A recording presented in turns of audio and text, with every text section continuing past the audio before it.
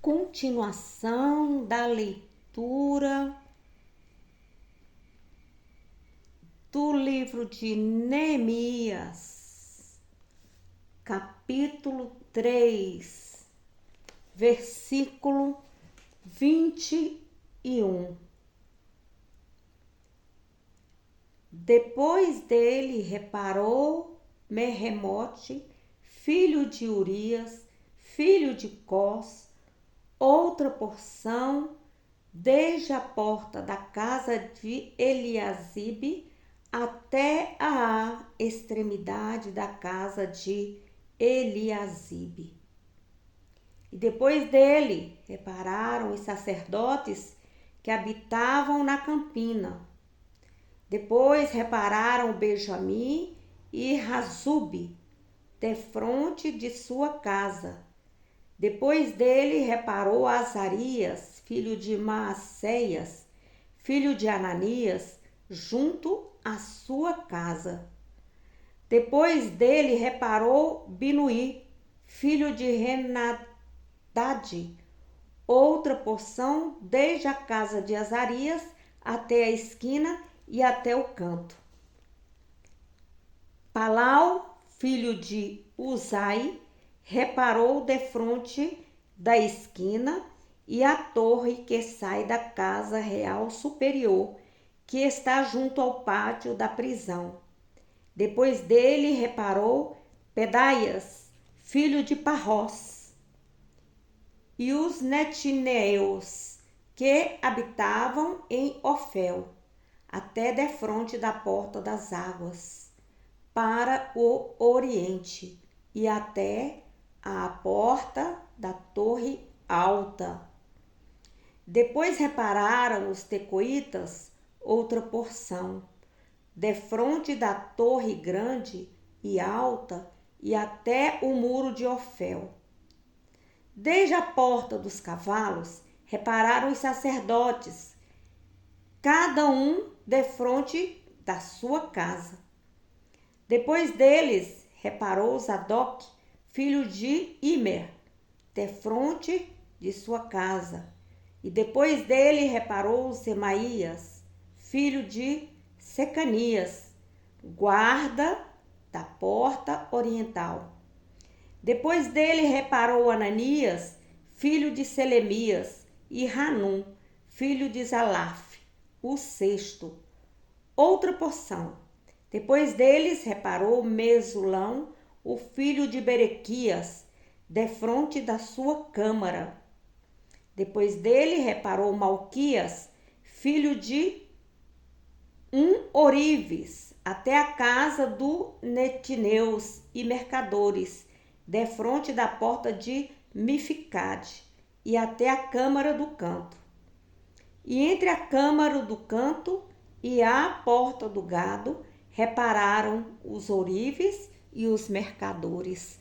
Glória a Deus, aleluia. Glorioso Deus, eterno e soberano Pai, vem falar, Senhor, nossos corações, vem ministrar aos nossos corações, para que nós possamos te ouvir, te escutar, compreender a tua palavra e possamos praticar, em nome de Jesus, assim como Neemias praticou. Amém? Amém. Glória a Deus, aleluia. Então você observa aí que Neemias, ele deu funções, ele determinou funções aos seus maiorais. Então, que maiorais são esses? Seus líderes. E aí eles começou a separar. Você vê aí que esses líderes, eles começaram a andar pela cidade, onde estavam sendo reparados os muros.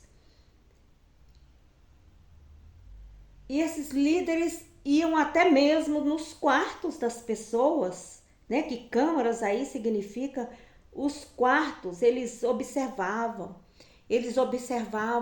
eu creio, né? Na frente da casa, do lado, observavam o que ali aquelas pessoas que que estavam trabalhando na obra o que estavam fazendo. E todo o tempo ele estava ali orientando. E você pode observar aí que os sacerdotes, eles não ficaram de fora. Houve uma separação dos sacerdotes.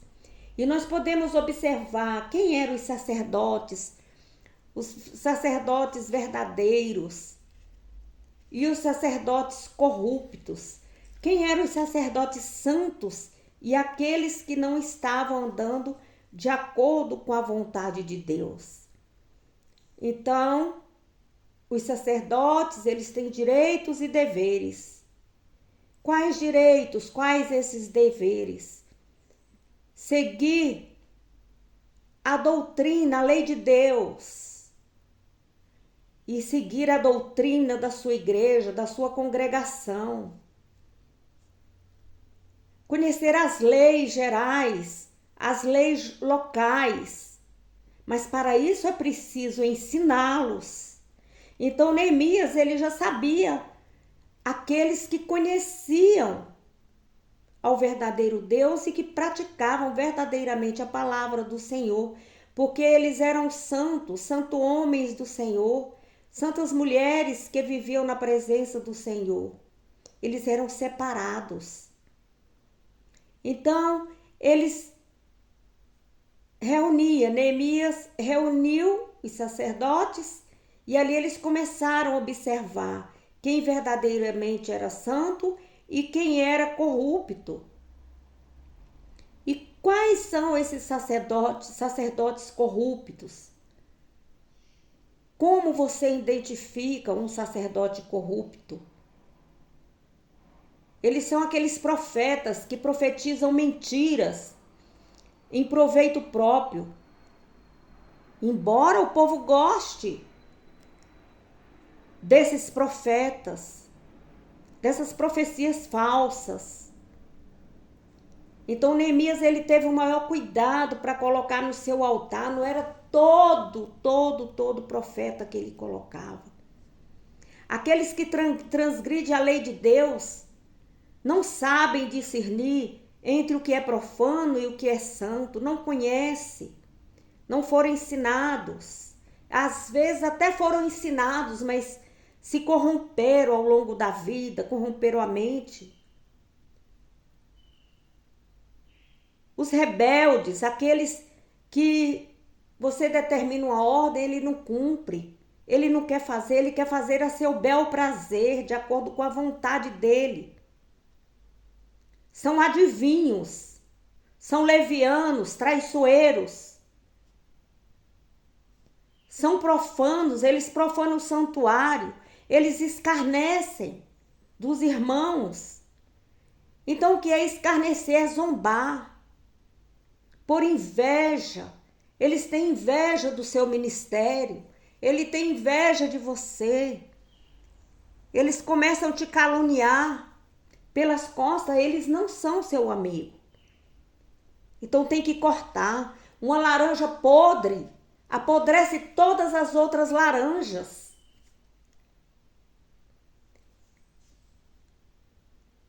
Então, como que Neemias sabia disso? Como Neemias e ali aquelas pessoas que andavam com Neemias estavam fazendo essa separação? Porque Deus mostrava. É hora de oração, de jejum. Olhe, Melquisedeque, ele trouxe de Salém pão e vinho.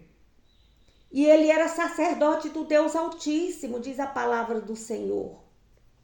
Então, ele leva o pão, leva o vinho para o altar. Jetro, ele sabia de tudo que Deus havia feito por Moisés e pelo povo de Israel. E quem contou para Jetro? Jetro morava em terras distantes. Então Jetro, ele tinha comunhão com Deus. E Deus mostrava para ele essa comunhão é perseverança, é vida santificada, é oração, é jejum, e Deus se revela. Deus se revelava para Jetro. Jetro sabia de tudo. Moisés, ele separava os jovens filhos de Israel e eles ofereciam holocausto, sacrificavam ao Senhor ofertas pacíficas de bezerros, e Moisés pegava aquela metade do sangue daquele bezerro, colocava numa bacia, colocava com água, e a outra metade ele espargia no altar. Aleluia! Glória a Deus! Hoje, quem é que nós estamos levando para o altar? Os filhos de Israel ofereciam esses holocaustos e sacrificavam ao Senhor. Quais as nossas ofertas pacíficas? Quais os nossos bezerros que a gente leva para o Senhor? É uma vida transformada, é almas ganhas para o Senhor, levá-los até o altar, ensinar o altar, ensinar a louvar, ensinar a glorificar, ensinar a orar. Isso agrada a Deus. Aleluia. Glória a Deus.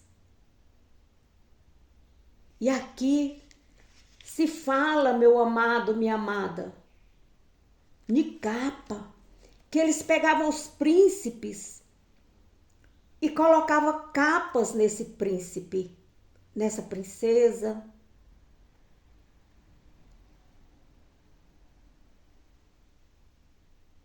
Ele diz que tem se colocado por príncipe.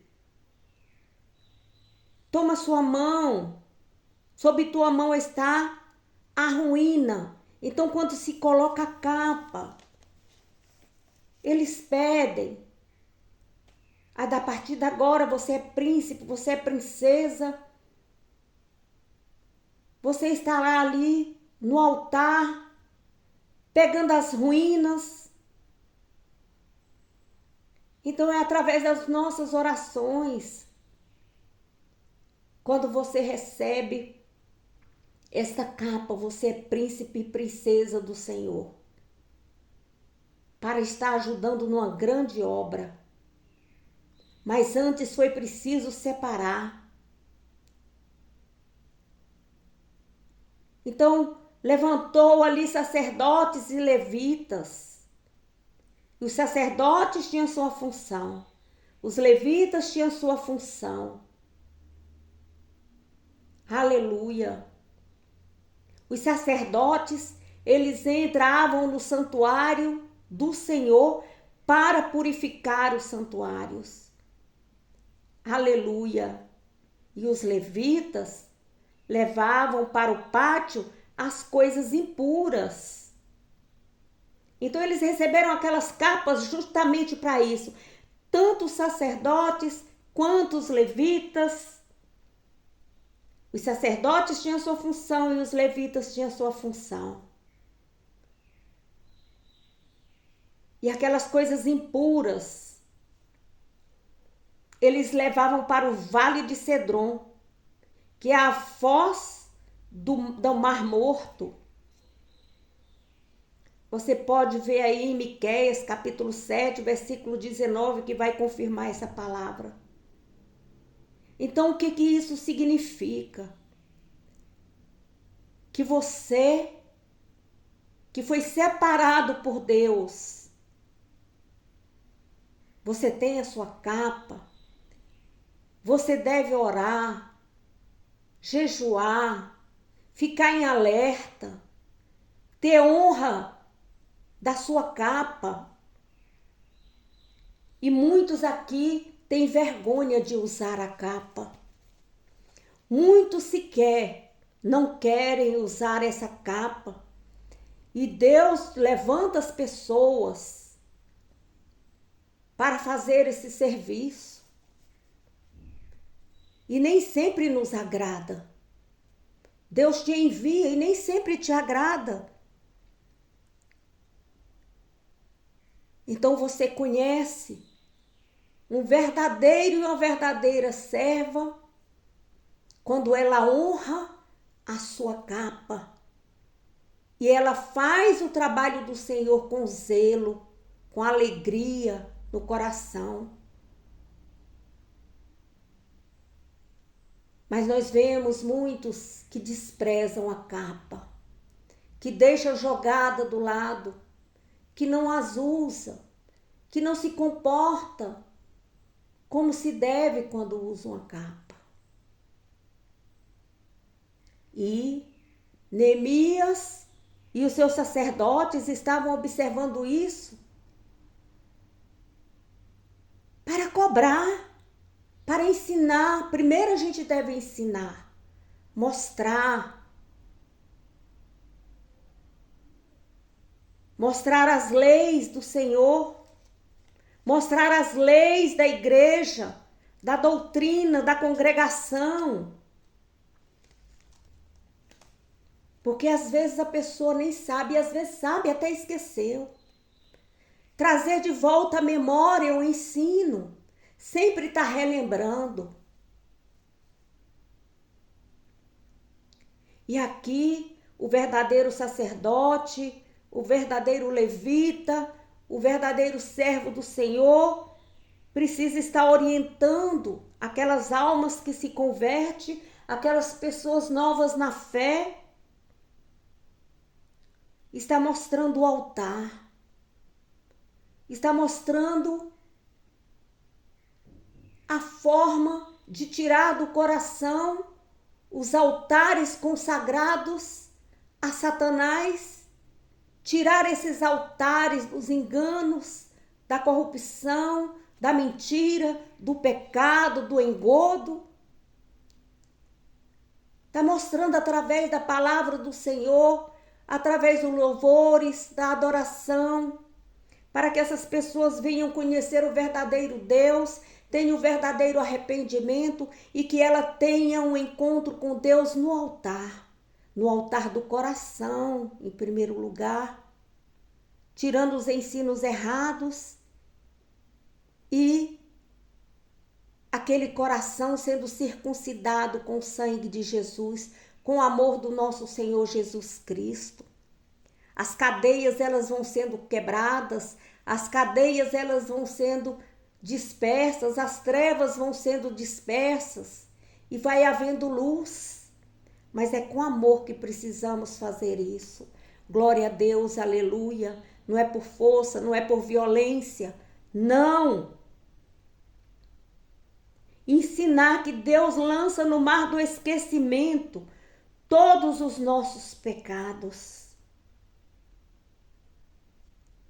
Então vai haver uma cura no coração desse novo convertido, dessa pessoa que anda no erro.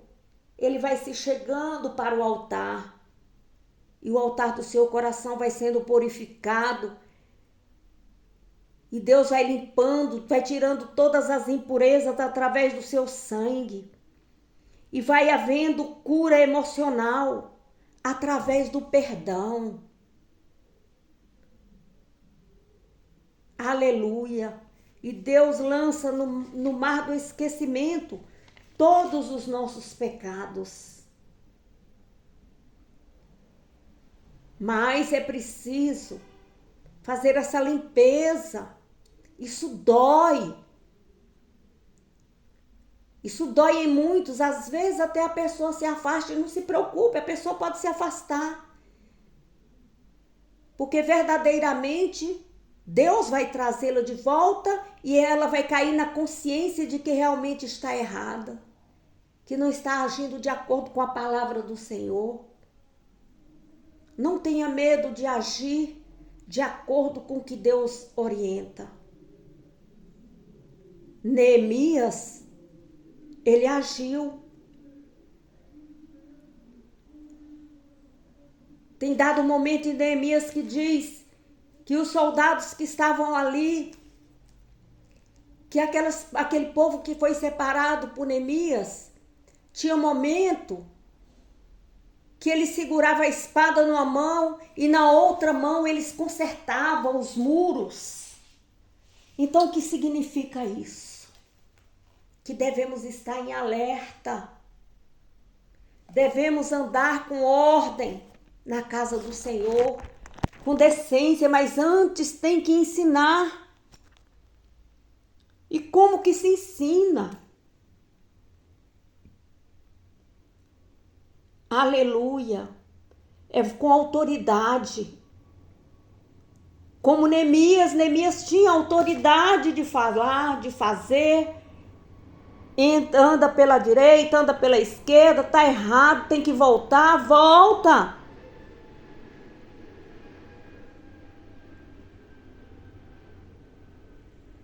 Tem momentos que tem que passar a lixa e dói. Tem momentos que tem que cortar. Jesus, ele cortava as varas. Ele cortava ali daquela árvore. Ele tirava os galhos secos. Ele podava, e para podar dói. E para se construir um renovo, dói. Então, para que sua vida tenha transformação, você precisa obedecer. Você precisa ter intimidade com Deus. Olhar para o alto, pedir força a Deus para fazer a obra. Não é de qualquer jeito, não é relaxadamente. E devemos ter postura. Devemos andar como Jesus andou. E devemos imitar o nosso Pai Celestial. E Neemias nos dá esse exemplo aqui. Ele mostra através desse capítulo 3, no versículo 21 em diante, qual a postura do sacerdote, do levita, do príncipe, da princesa, do rei, da rainha, para que a obra do Senhor venha crescer. Devemos estar alerta, porque só quem conhece o coração do homem é Deus. Mas Deus te mostra, porque como Melquisedeque, como Jetro, como é que Jetro ia saber o que Moisés estava fazendo lá atrás? Não é verdade? Estamos vivendo uma grande reforma na minha casa, no meu lar, com os meus filhos. O vento do Senhor está soprando e todos os tempos estamos vivendo essa reconstrução. Na igreja, no trabalho, e devemos estar atentos a isso. Na vida emocional, na vida sentimental, devemos estar atentos. Estamos numa grande obra, reconstruindo as nossas vidas. Em nome de Jesus, leia a Bíblia, estude a Bíblia, leia a Bíblia para aquela pessoa que não sabe, um versículo, e olhe dentro das igrejas, ao contrário de que você pensa. Muitas pessoas não sabem ler e precisam deste auxílio. Então sejam sábios. Vamos ser sábios. Vamos ser o exemplo. O exemplo arrasta multidões. Que o Senhor te abençoe.